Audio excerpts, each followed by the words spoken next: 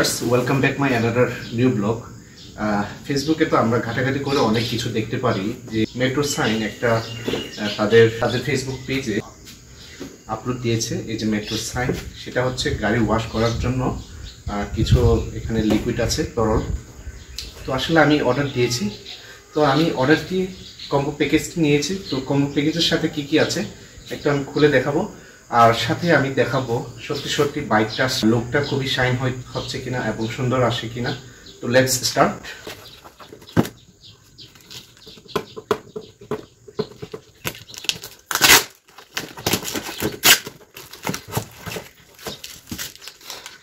তো ভিউয়ার্স তাদের একটা ক্যাশ মেমো পেলাম হাতে, আর হচ্ছে একটা ছোট টাওয়েল পেয়েছি, মোটামুটি সব আছে। এটা হচ্ছে আর হচ্ছে একটা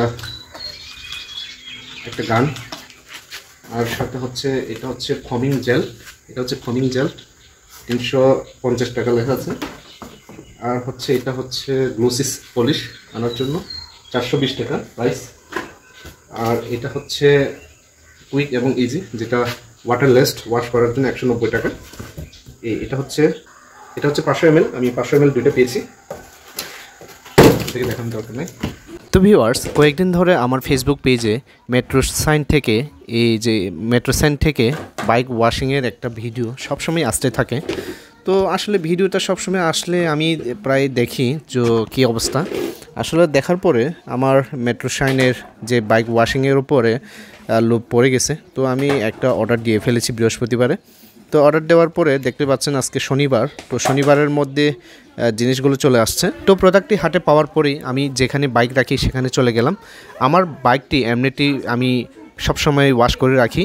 তো ওয়াশ করার পরও অনেক সময় দেখা যায় যে যখন ধুলোবালি বাইকের উপরে পড়ে বা টাঙ্গের উপরে, আমি সেটা হচ্ছে আমার কাপড় দিয়ে আমি পরিষ্কার করলেও কিন্তু কিছু স্ক্র্যাচটা দেখা যায়।